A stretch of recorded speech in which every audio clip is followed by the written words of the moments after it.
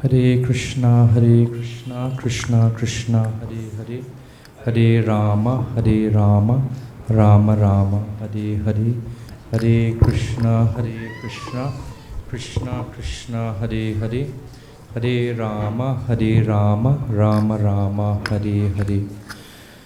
Om Jnana-timirandasya Gyananjana Shalakaya Chakshurunmilitam Jena Tasmai Shri Gurave Namah. Shri Chaitanya Manobishtam Stapitam Jena Bhutale Swayam Rupa Kada Mahyam Dadati Swapadantikam. Vandeham Shri Guru Shri Juta Padakamalam Shri Gurun Vaishnavamscha Shri Rupam Sagrajatam Sahagana Raghunathanvitam Tam Sajivam Sadvaitam Savadutam Parijana Sahitam Krishna Chaitanya Devam Shri Radha Krishna Padan Sahagana Lalita Shri Vishakhanvitamscha. He Krishna Karuna Sindhu Dina Bandhu Jagatpate Gopesha Gopika Kanta Radha Kanta Namostute. Tapta Kanchana Gaurangi Radhe Vrindavaneshwari Vrishabhanu Sute Devi Pranamami Hari Priye. Vanchakalpatarubhyasya Kripa Sindhubhya Evacha Vaditanam Pavanebhyo Vaishnavebhyo Namo Namaha. Shri Krishna Chaitanya Prabhu Nityananda Shri Advaita Gadadhara Shivasari Gaura Bhakta Vrinda. Everyone together loudly. Hare Krishna, Krishna Krishna, Hare Hare, Hare Rama, Rama Rama, Hare Hare, Hare Krishna, Krishna Krishna, Hare Hare, Hare Rama, Rama Rama, Hare Hare. Once more loudly. Hare Krishna, Krishna Hare Hare, Hare Rama, Rama Rama, Hare Hare. Hare Krishna. I'd like to take this opportunity to welcome everyone to this celebration of the appearance anniversary of Lord Chaitanya Mahaprabhu. Chaitanya Mahaprabhu, he appeared in the year 1486 in West Bengal, India. And just this morning we were listening to a lecture by Srila Prabhupada, and Srila Prabhupada quoted this verse from Chaitanya Charitamrita: Yadvaitam Brahmopanishadi tadapyasya thanubha yatmantaryami purushaiti aswamsa vibhava Sad Aishwarya Purna Ya Iha Bhagavan Saswayamayam Na Chaitanyaj Krishnaj Jagati Param Tattva Paramiha. That those who are impersonalists, they understand the Supreme as Brahman. But actually, Brahman is just the effulgence that emanates from the body of the Lord. The yogis, they meditate on the Lord as Antaryami, as the Paramatma that is situated within everyone's heart. But Swamsa Vibhava, the Paramatma is just an expansion of the Lord. But Krishna, son of Nanda Maharaj, is Sad Aishwarya Purna. He is the absolute truth, full in all opulences. And Na Chaitanyaj Krishnaj Jagati Param Tattva Paramiha. And Chaitanya Mahaprabhu is exactly Krishna. Brajendra Nandana Jai Sachi Sutta Hoilo Sei Balaram Hoilo Nitai. So when we have the opportunity to speak about and remember Lord Chaitanya is not an expansion of Krishna. He's not an avatar of Vishnu. He's exactly Krishna, and he's the source of all avatars. He's the source of all incarnations. So today, we'll hear a little about, because another point is quite interesting. Srila Prabhupada was making a point this morning about the goal of studying Vedanta. And in today's discussion, we'll speak about someone who tried very hard to teach Vedanta to Chaitanya Mahaprabhu. And we'll hear Chaitanya Mahaprabhu's teachings to him at the end. So, a bit of an introduction. The main books, or at least one of the main books that is like the denominator of all of Vedic tradition, is the Bhagavad Gita. But from the Gaudiya Vaishnava perspective, the Bhagavad Gita is considered a foundational book. It establishes the foundation of all spiritual understanding, beginning from the understanding that we are not this body, we are the spirit soul. We are going through our lives in this world and we're having experiences. But who is having that experience is different from the body. The body itself doesn't have any experiences, but it's the vehicle through which the soul interacts with this material world. The Bhagavad Gita outlines many different varieties of religious processes. However, Krishna concludes at the end that actually what I really want, even though I've described so many things, is Sarva Dharman Parityajya Mamekam Sharanam Vraja Aham Tvam Sarva Papebhyo Mokshayashyami Ma Shuchaha. Whatever I've discussed previously, just keep it to one side and just surrender unto me in love. So this is the essence of the Bhagavad Gita. How to surrender to the Lord with a loving mood. So that is the foundation of spiritual practice. But that is just the foundation. If everybody is building a house, then you don't just put up a foundation. Eventually you have to put up posts and put up a structure and so on, right? So next, after the foundation, we have the Srimad Bhagavatam, or the Bhagavad Puran. And the Bhagavatam begins exactly where the Bhagavad Gita ends. The Bhagavad Gita ends with Sarva Dharman Parityajya, and the Srimad Bhagavatam, or the Bhagavad Puran, begins with Dharma Projita Kaita Vatra Paramo Nirmatsaranam Satam. Dharma Praujita. Dharma Projita means it kicks out. It kicks it out. It's like, sometimes you want to get into some place. There may be some event, some gathering, and you may not have been invited. And when you go by the door, and sometimes you may sneak in. But when somebody realizes you're not meant to be in that place, then what do? They throw you out. Or if you cause some problem inside the people place, then they'll throw you outside. So this is what praujita means, to get thrown out. Not asked nicely to leave, throws it out. So dharma projita kaitava. What does it throw out? Anything that falls short of loving service to the Supreme. The Bhagavatam is not interested in how to enjoy within this material world. The Bhagavatam is not interested in even how to become liberated from the bondage of this material world.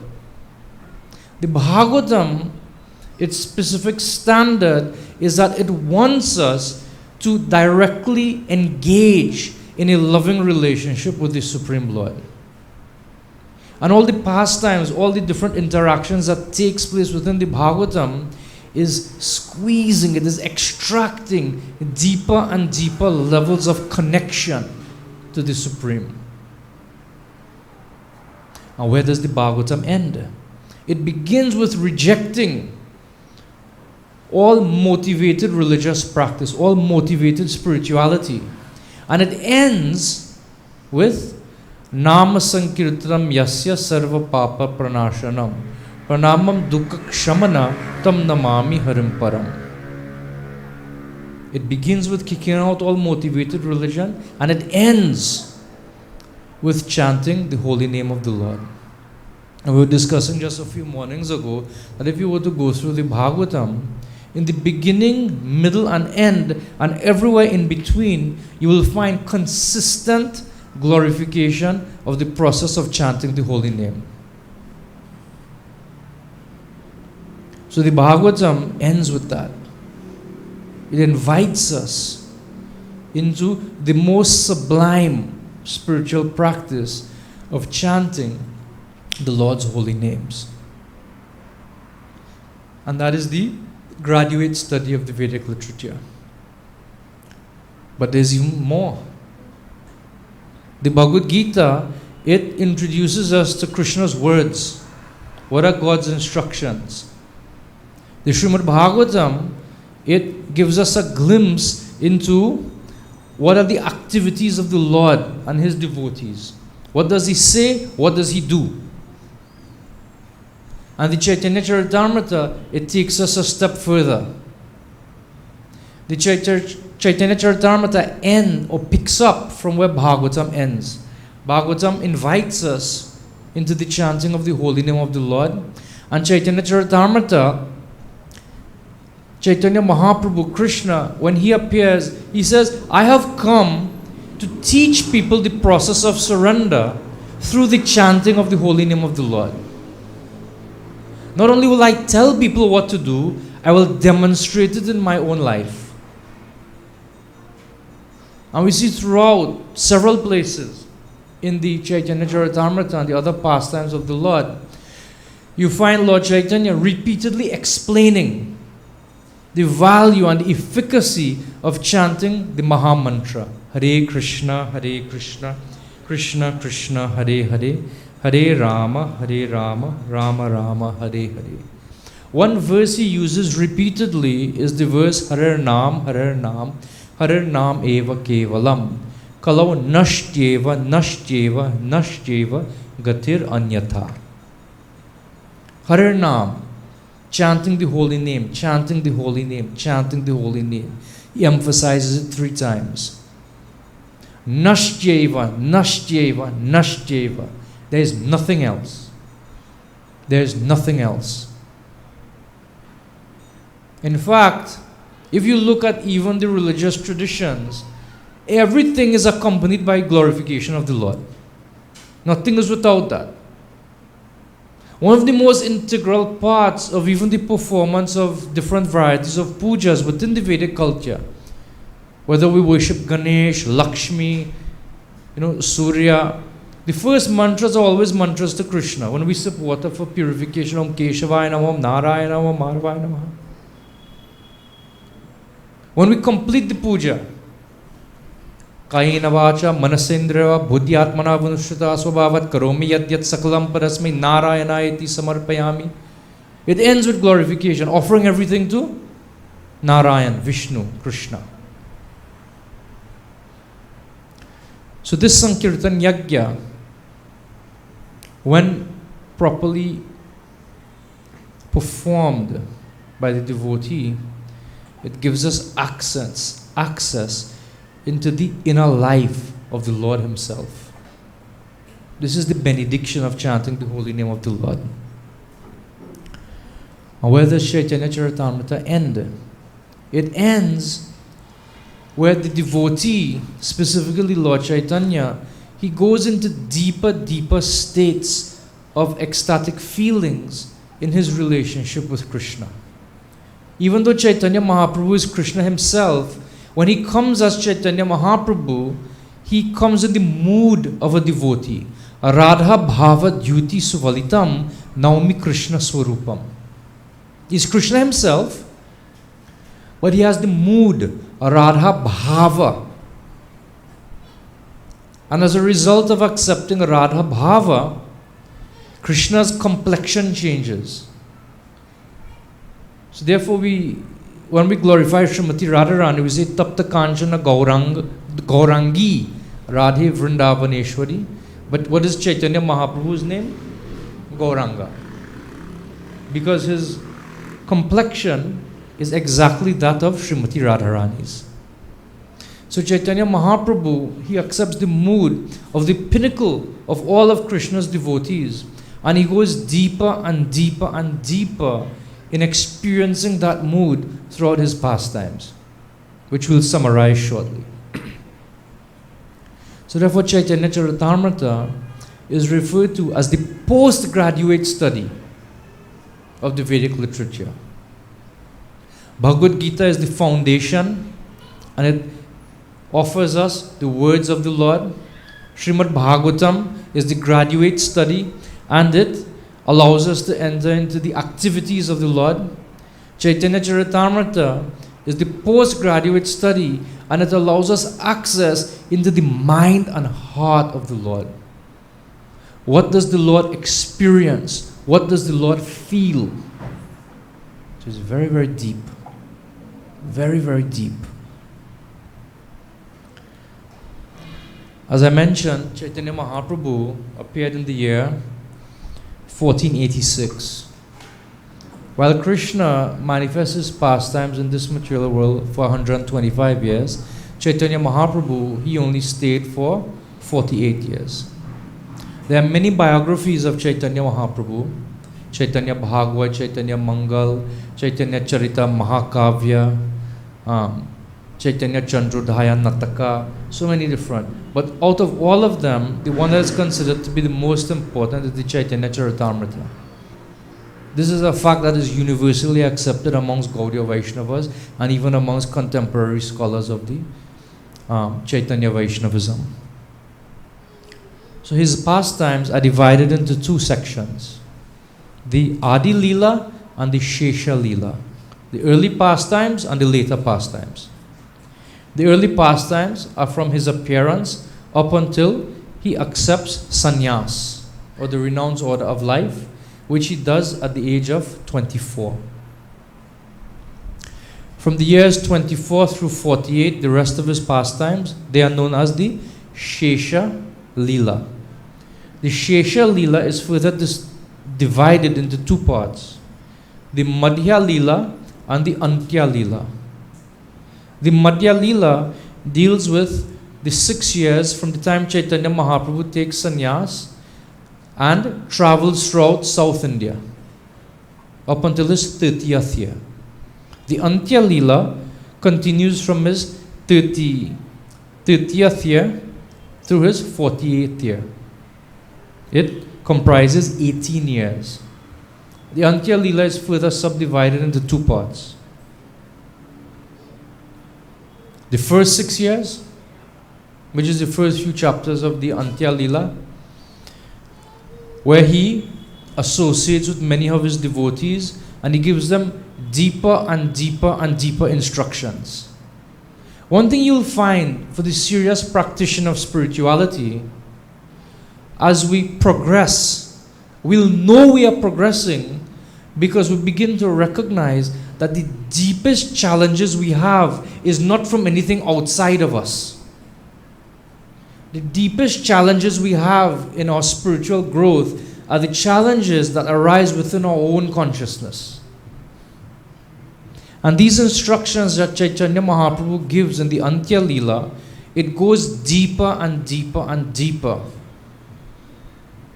The whole idea of spiritual life is like if sometimes you wash clothes and you have to wring the water out of it, and you hold it and you squeeze and twist till everything drops out, till it's practically dry. And when it's practically dry and you put it outside, then the sun can do the rest. And the wind. So similarly, spiritual practice is the process of wringing our hearts and getting out everything practically which is unnecessary for a relationship with the Lord. And Srimad Bhagavatam says that Nashtra Prayeshu Bhadreshu Nityam Bhagavata Sevaya Hridyantakstohi Abhadrani Virunoti. Almost to nil. So when you wring the cloth, it almost becomes dry. But then it requires the sun. And the last steps of our spiritual growth, directly we have to depend on mercy. It's not possible to do it on our own. personal effort only takes us so far.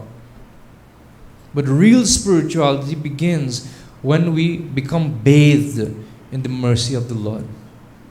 Then real spiritual life begins. So Chaitanya Mahaprabhu, he teaches the process of wringing our hearts so that all that is unnecessary becomes squeezed out. And finally, Chaitanya Mahaprabhu, he enters deeper and deeper and deeper into a state of transcendental madness in his loving relationship with Krishna. So it is important for me to give fair warning. The purpose of this Hare Krishna movement is to become mad. This is the purpose. So anybody who doesn't want to become mad, then just come and take prasad. Because that is also one of the purposes, how to take as much prasad as possible. But mad, not like mad that you see some people in the city or have to put in, they have any asylums in Guyana? Like sometimes in Trinidad, the major asylum is a place called St. Anne's. So sometimes when we see people behaving a bit funny, even, friends and things, we will say, what happened? You didn't get your medication from St. Anne's? But not that type of madness, but madness in relationship with the Lord. Because when we enter into a deep relationship with somebody, the mind doesn't function normally anymore. Like think about when we fall in love with someone, when we have a very close relationship with a friend, even with our parents. There's a kind of a phenomena that takes place where almost these two persons, even they are in different bodies, they share something very deep and connected. There's something that connects persons, the deeper their relationship is. So Krishna consciousness, as taught by Chaitanya Mahaprabhu and Srila Prabhupada, is meant to pull us in to that deep, to experience the depth of a loving relationship with the Lord. So this is Chaitanya Mahaprabhu. Chaitanya Mahaprabhu, at the end of the Adi Leela of Chaitanya Charitamrita, he takes the renounced order of life, sannyas, and he desires to go to Vrindavan, but he is redirected to a town called Shantipur, to the house of one of his associates by the name of Bhaṭṭācārya. While he is traveling through and going to Vrindavan, he is meditating on a verse which comes in the 11th canto of the Srimad Bhagavatam of a devotee from Avanti. And because he's a Brahmana from the place of Avanti, which is in southern part of India, if memory serves correctly, he is known as the Avanti Brahmana. And this Avanti Brahmana, he lost everything. And his family members and his friends, everybody rejected him. And he is speaking because he gets deep realization of what it means, what is actually the real wealth and possession in this world. And he's singing that I shall cross over the insurmountable ocean of Nishians by being firmly fixed in the lotus feet, in the service of the lotus feet of Lord Krishna. That this was approved by the previous acharyas who were fixed in him in devotion to the Lord, whether as Paramatma or the Supreme Personality of Godhead. So he's meditating that my only wealth is the lotus feet of Krishna. So then there's an emotional reunion after Lord Chaitanya takes sannyas in the house of Advaitacharya. Is beautifully described in the 3rd chapter of the Madhya Leela of Chaitanya Charitamrita. And Sachi Mata, she requests Lord Chaitanya, her son, that please don't go to Vrindavan. I know your desire is to go to Vrindavan, but please stay in Jagannath Puri in Orissa. So I'll get some news of you, because every year devotees travel back and forth. Because Bengal and Orissa are neighboring states, just few hundred kilometers. You could walk it very easily. You could go. I know probably Bhakti Marg Swami would love that. I think Bhakti Marg Swami, we have one sannyasi visits Gaya, the walking monk.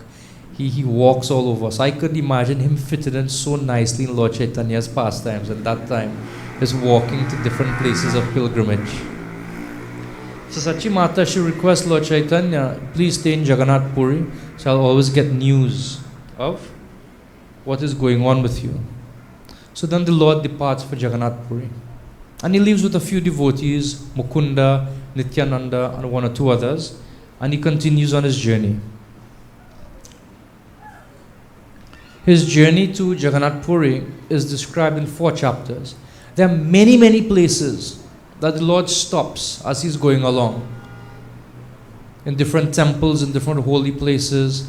But 2 of the most important are highlighted in chapters 4 and 5, which we discussed. One of them, chapter 5, we discussed here on Sunday morning, and then in Crane on Sunday afternoon.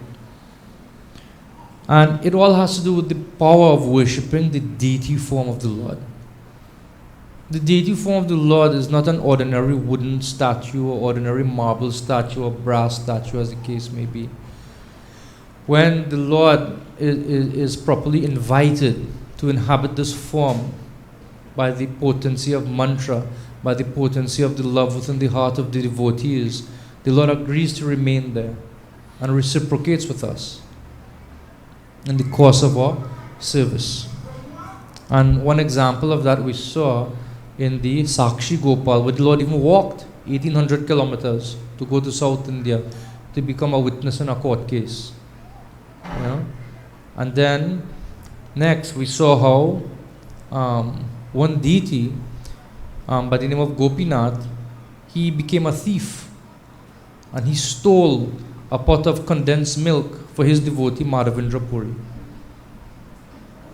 And then we saw the transcendental connection between deities also.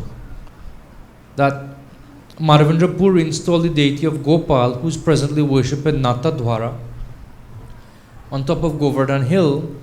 And Gopal told him that my body is very hot, you have to get sandalwood for me from Orissa. You know, so Madhavendra Puri went, and when he was coming back with the sandalwood, then he got a dream from Gopal in Vrindavan that now you're in Remuna next to Gopinath, that if you grind the sandalwood and you paste it on the body of Gopinath, then my body will become cool in Vrindavan. And so he stayed there and he performed this Chandanyatra festival of Gopinath in Remuna, and Gopal became happy in Govardhan. So even the deity is not an ordinary thing. Like to think that the deity is ordinary wood or ordinary stone, or to treat the deity casually, is not so good. Is not so good. So we heard the pastime of Gopal, and this is Madhavendra Puri, and Krishna giving him milk. And Madhavendra Puri couldn't even recognize that Krishna was personally delivering foodstuffs to him. And this is Govinda Kund, where Madhavendra Puri sat and received the darshan of Gopal. And when Gopal gave the instruction, Madhavendra Puri found him and installed him on top of the Govardhan Hill. And next, Madhavendra Puri got the dream, that you don't have to do anything. Just, put the sandalwood paste. Next, in chapter 5, we heard the story of Sakshi Gopal and the young Brahmana, and how he walked all the way to South India to be a witness. And then after leaving Cuttack, Lord Chaitanya and his party comes to a river called the Bhaginadi River. And Lord Chaitanya goes to take his bath, and he leaves his sannyas danda, his rod, with Nityananda. And Nityananda says, but he doesn't need sannyas, he doesn't need this danda. And he breaks it into 3 places and throws it away. And Lord Chaitanya comes and he says, where's my danda? And Nityananda said that you were in ecstasy when you chanted the holy name, and you fell and it broke, and I don't know where all the pieces went.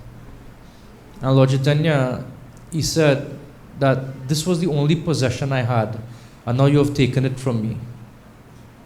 and he told his associates that our intention is to go and see Jagannath.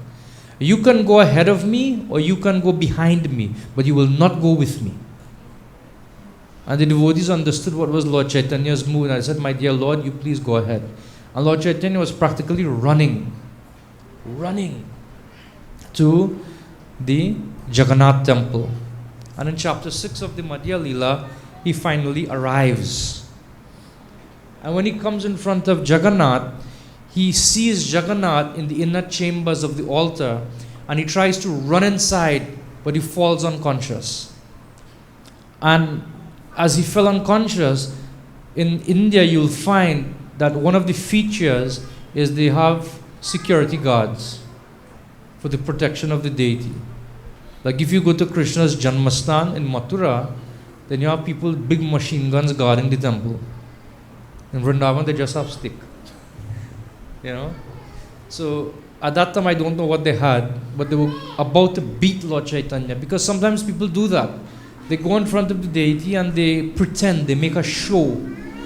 One time, in 2003, when I was in Mayapur, one of my favorite bhajans is a song called Gaurangera Duti Pada. So I made friends with the daytime kirtan group in our Mayapur temple.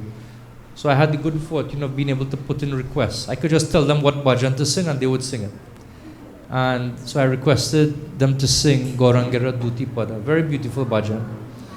And like when this devotee started to sing, like as soon as he opened his mouth and started to sing, then everybody in the temple just turned around, just to see, who was that singing. It was so captivating. And there were a few devotees, few ladies in front of the Radha Madhava altar. They started to make this ulu sound, like, Bengali ladies do. And they dropped on the ground and started to roll back and forth. And then, it's a common thing in India, apparently. And then the security, they were accustomed dealing with this. So they just went and tapped them with their stick. And they just jumped up and they just went to the side. Because that wasn't allowed in front of the deity. So they thought maybe Lord Chaitanya was doing something similar to that. So they went. But there was a devotee there who saw what had happened. And that was Sārvabhauma Bhaṭṭācārya. He recognized that this was not an ordinary person. And he prevented them from beating Lord Chaitanya. And he saw the Lord and he was practically as if dead. So he just took a small piece of cotton and he put it in front of the Lord's nostril. And he could see just barely, the strands were just vibrating as the Lord would breathe. So he said, no, he is experiencing a very deep state of spiritual ecstasy. This is not a show. So he instructed his assistants to take him from the temple and carry him to his house, by which he could recover in his own time. So he comes, and Sārvabhauma Bhaṭṭācārya takes him to his house, and eventually Sārvabhauma Bhaṭṭācārya would have some interaction with the Lord. But what happens, before that, the devotees arrive. But Lord Chaitanya told them that you go ahead of me, or you go behind me, but you won't go with me. So Lord Chaitanya was running ahead, and he fainted, and Sārvabhauma took him to his house. And then the devotees came and they're looking for Lord Chaitanya, and they're disturbed because they can't find him. And then they hear the people in the temple talking that there was this beautiful sannyasi. He was so tall, his arms were very long, his complexion was like that of gold, so fair. He had such an effulgence. And he fell down inside of the Jagannath temple. And Sārvabhauma Bhaṭṭācārya took him to his house. So they got that news.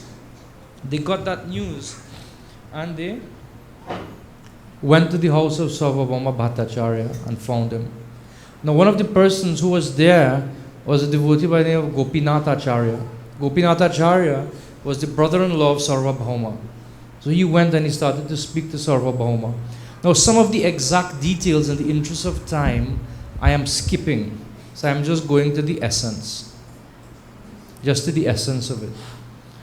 So they went and they had a conversation, And they said, no, he's a sannyasi and so on. And they began to chant kirtan of the holy names of the Lord. And after some time, in the midst of the kirtan, Lord Chaitanya again regained his external consciousness. And then Sārvabhauma Bhaṭṭācārya made arrangements for where he would stay. At that time, he wasn't staying in Gambhira. That came after. He was staying in a different place. And Sārvabhauma Bhaṭṭācārya, he begins to have a conversation with Gopinathacharya. He wants to find out about this beautiful sannyasi. So he says, what is his name? He says he is Sri Krishna Chaitanya. He said, but this is a very beautiful name. Who did he take sannyas from? And he said his sannyas guru is Keshava Bharati. And Sārvabhauma Bhaṭṭācārya said, Bharati? He is such a beautiful person. There are different categories of sannyas. So Bharati was not considered so high class. So Sārvabhauma said, I can graduate him to a higher school. I can instruct him. He can become a better sannyasi. Because I'm concerned he's too young. But if I instruct him in Vedanta, I can again give him the saffron cloth. And he can become a higher grade sannyasi. And Gopinathacharya became angry at his brother-in-law. He said, Chaitanya Mahaprabhu, he is not an ordinary sannyasi. He is Krishna himself, who has appeared in this Kali Yuga. And so Sārvabhauma Bhaṭṭācārya protested. He says, where it is said in scripture that the Lord appears in Kali Yuga? He said the Lord is known as Tri Yuga. He only appears in 3 yugas: Satya, Treta and Dwapar, in 3 different colors. And he described it. This verse is taken from 10th canto of Srimad Bhagavatam. And also Srila Prabhupada mentioned this morning, Gopinathacharya said, he is Krishna himself, but he is hidden. Channa, not Chana, but Channa. He's hidden avatar. He's Krishna himself. And they begin to argue, but how can you say that he is Krishna? And Gopinathacharya becomes that you could, somebody like you who is a dry logician and speculator, only accustomed to studying Vedanta, you can never understand who Chaitanya Mahaprabhu is because you do not have the mercy of the Lord. And so Sārvabhauma says, okay, you just calm down, we are just discussing, you don't have to get so emotional. You don't have to become so emotional. What is the evidence that I have not gotten the mercy of the Lord? So let's hear what Gopinatha, regular tune.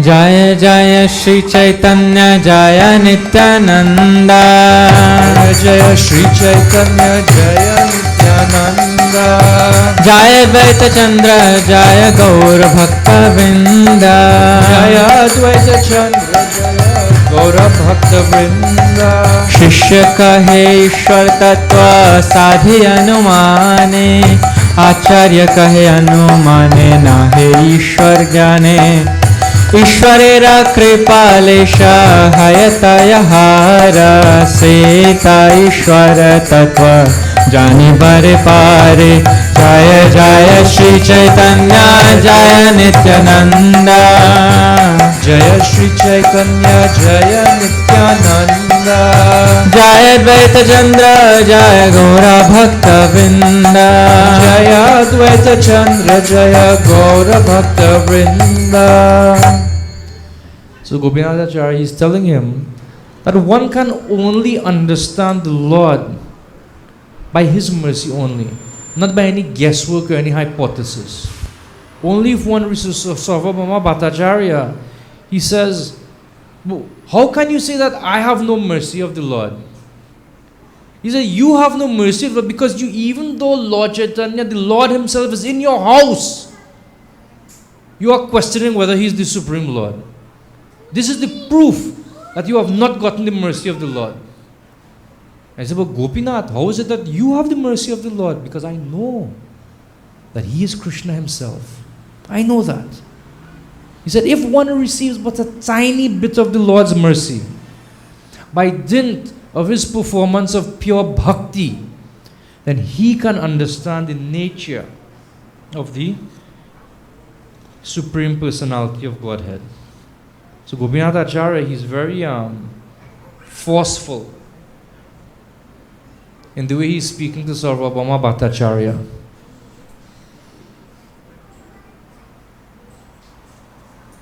He says, he quotes one verse from the 10th canto of Srimad Bhagavatam. This is Lord Brahma. He's saying, my dear Lord, if one is favored even by a slight trace of the mercy of your lotus feet, he can understand the greatness of your personality. But those who speculate to understand the Supreme Personality of Godhead, they are unable to know you, even though they continue to study the Vedas for many, many years. They will never understand Krishna. It's not possible. So Sārvabhauma Bhaṭṭācārya, he has the opportunity to speak to Lord Chaitanya. And this was a very remarkable thing that took place. And for you to understand how remarkable this is, I have to tell you a little about Sārvabhauma Bhaṭṭācārya. Sārvabhauma Bhaṭṭācārya wasn't an ordinary learned man. He wasn't an ordinary Pandit. At that time, Mayapur, Bengal, was considered to be the seat of learning in all of India. It became the seat of learning in all of India because of Sārvabhauma Bhaṭṭācārya, because he was there. Prior to Mayapur, Navadvip, being the seat of learning, it was Mithila. Mithila. And Mithila, they were very expert in Nyaya Shastra, in logic, how to debate, how to construct arguments, deconstruct arguments, defeat arguments. They were very expert. And they had their Shastra. And Sārvabhauma Bhaṭṭācārya, he went there to study. I heard this history from Bhaṭṭācārya Maharaj many, many years ago. In one class he gave. And so Sārvabhauma Bhaṭṭācārya went there. But the reason why Mithila remained the seat of learning is that even though you would have access to their books, you weren't allowed to write anything down. You had to study there and leave. You couldn't take anything with you.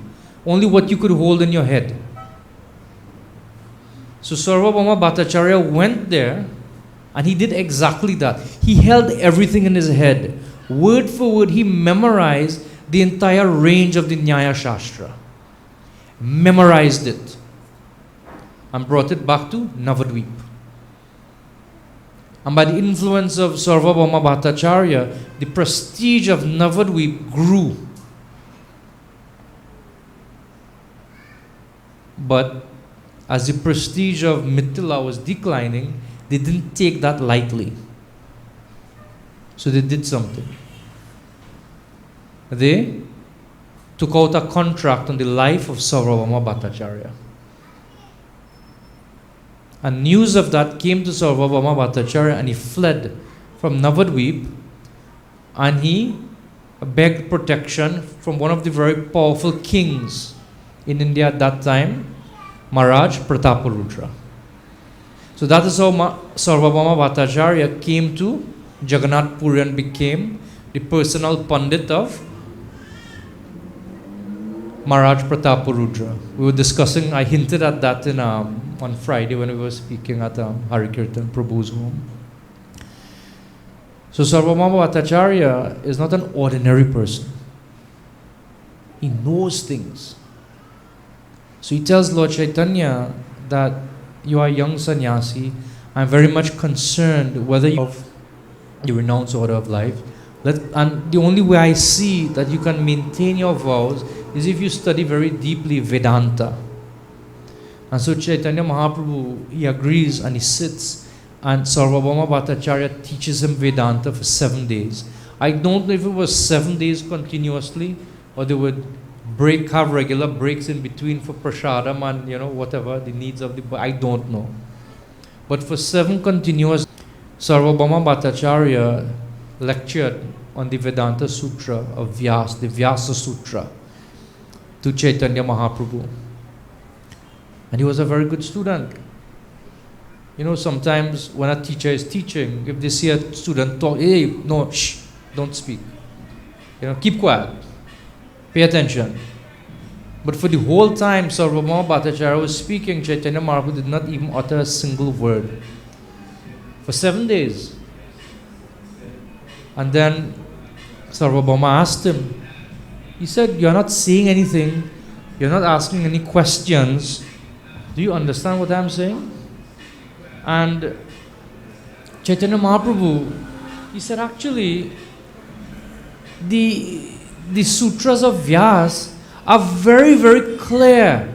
They are as brilliant as the sun shines. But your explanations are like a cloud covering the sun. You can imagine that? Who is Chaitanya Mahaprabhu telling this to? Sārvabhauma Bhaṭṭācārya. You can imagine a student. You go in university, most celebrated PhD, double, triple PhD, sitting in university lecturing, and the students say what you are saying is nonsense.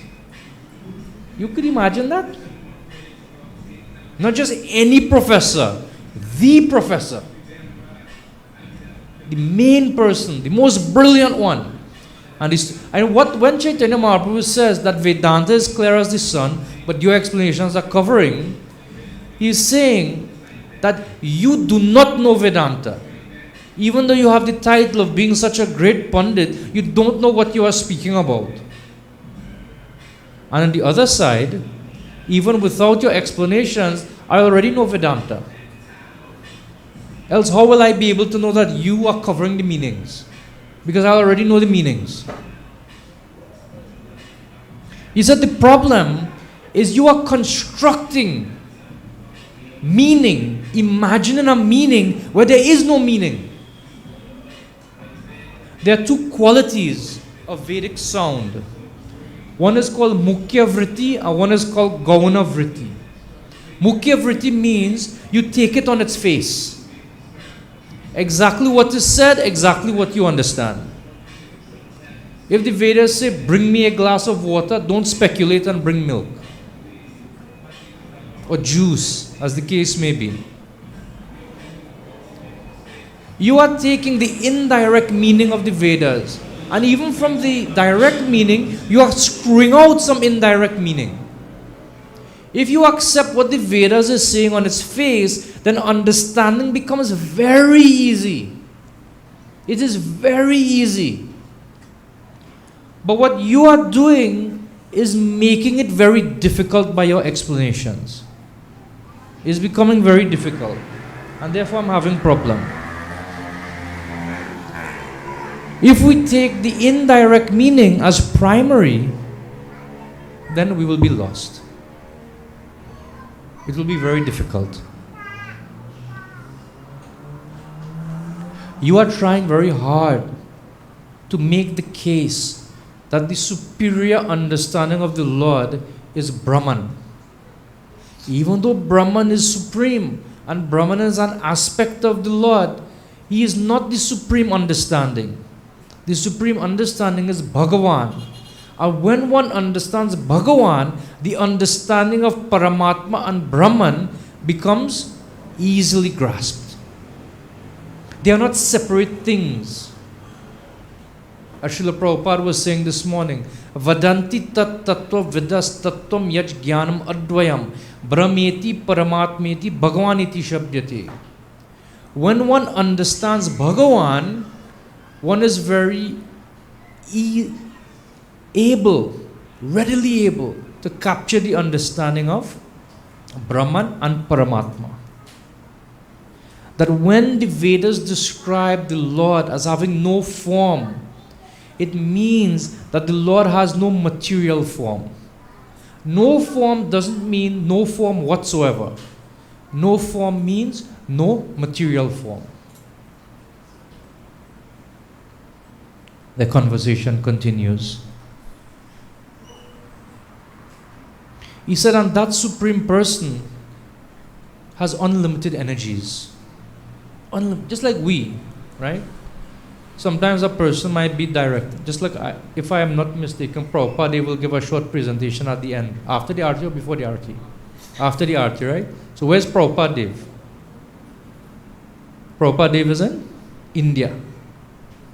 But will Prabhupada Dev be speaking in Guyana? Why? Because he has energies. And he's able to utilize the Lord's energy to project his energy, his voice and his form to us here in Guyana after the Aarti. Every person means that we have energy, we have ability. We can do things even if we are not there. We can see that things get done. The Lord doesn't have to personally go and pick up the shovel and do the work. By his energies, everything becomes done. Everything becomes complete. He has three broad categories of energies. This is Lord Chaitanya teaching now to Sārvabhauma Bhaṭṭācārya. The external energy, the marginal energy, and the internal energy. The external energy is this material world. Bhumi rapa analo vayu kammano buddhirevacha ahankar. What was the rest of the verse? Kartamiti manya. That?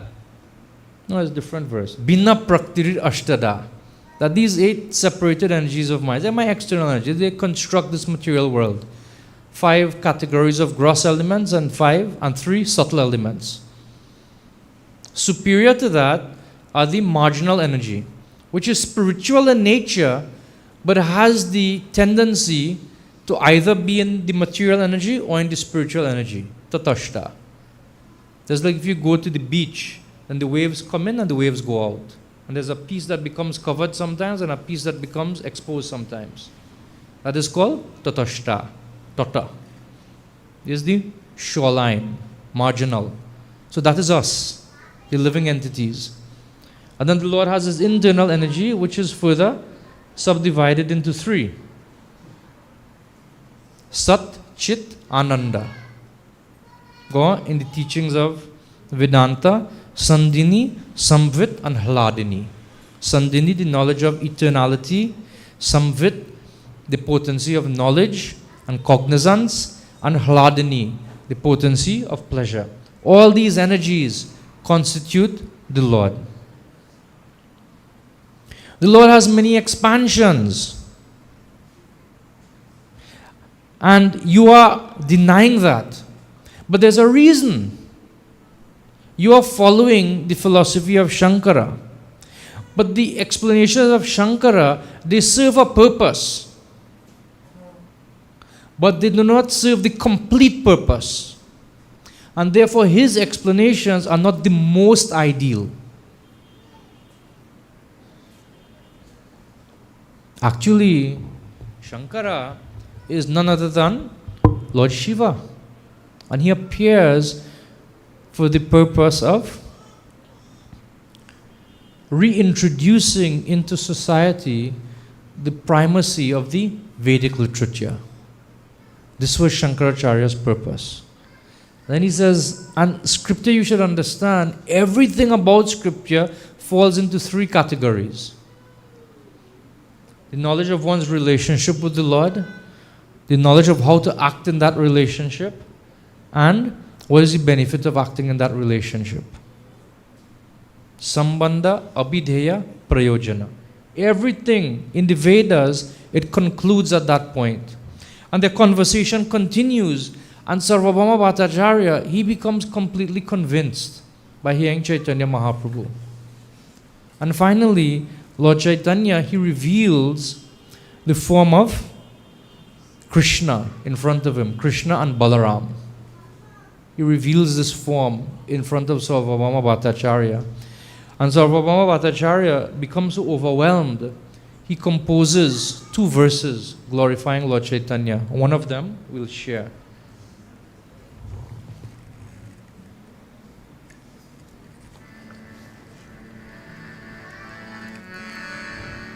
Not yet. So this verse, Sārvabhauma Bhaṭṭācārya composes after he receives the mercy of Chaitanya Mahaprabhu. Vairagya Vidya Nija Bhakti Yoga Shikshartameka Purusha Puranaha Shri Krishna Chaitanya Sharira Dhari Kripam Buddhiryastamaham Prapadye. He says, let me take shelter of the Supreme Personality of Godhead Shri Krishna, who has descended in the form of Lord Chaitanya Mahaprabhu to teach us real knowledge, his devotional service and detachment from whatever does not foster Krishna consciousness. He has descended because he is an ocean of transcendental mercy. Let me surrender unto his lotus feet. So after this whole thing is settled, Sārvabhauma Bhaṭṭācārya finally receives the mercy of the Lord. All of them are there, and Gopinathacharya, he has an interaction. So what is that interaction? He is telling Lord Chaitanya that, my dear Lord, because you have now given your mercy to Sārvabhauma Bhaṭṭācārya, Sārvabhauma Bhaṭṭācārya has now, after so many years and so much learning, has now understood who you are. And Chaitanya Mahaprabhu replies to Gopinathacharya.